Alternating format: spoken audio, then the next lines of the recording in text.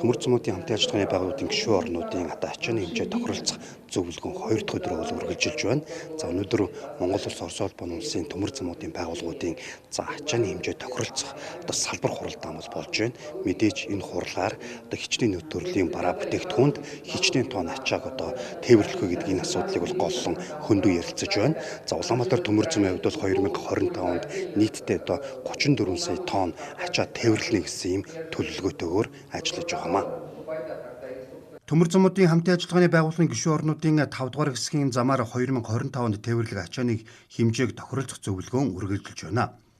Энэ замаар 34 сая тонн ачаа тээвэрлэхээр төлөвлөсөн. Үүний 21 сая нь гадаад худалдааны ачаа буюу монголоор дамжин хөрөх ачаа, уулуурхай экспортын ачаа, иргэдийн өргөн хэрэглээний бараа буюу түлш, барилгын материал, эм хүнс гэх мэт бараа багтаж байгаамаа. Улаанбаатар төмөр цөм 2030 онд 50 сая хүртэл ачаа тээвэрлэхээр төлөвлөж байна. Үүний тулд Улаанбаатар төмөр цөмийн хос замтай болгох, цахилгаанжуулах, замын нэвтрүүлэх, боловсруулах хүчин чадлыг нэмэгдүүлэх зэрэг ажлууд хийхээр төлөвлөжээ. Жишээ нь энэ онд 45 км замд засвар хийн, замын үед Сүхбаатар бомтын боловсруулах чадварыг нэмэгдүүлэх юм а.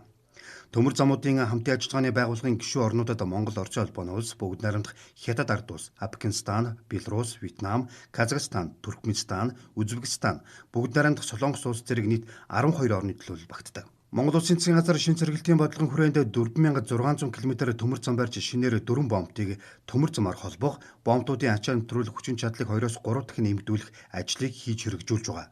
Мөн Монгол Орос хятадын эдийн засгийн коридорын төмөр замын төв шугамыг шинжилэн хөгжүүлэх төсөл хэрэгжснээр Улаанбаатар төмөр замын гол замын нэвтрүүлэх хүчин чадал 2030 онд 50.6 сая тонн, 2050 онд 90.7 сая тонн болж өсөх юм байна.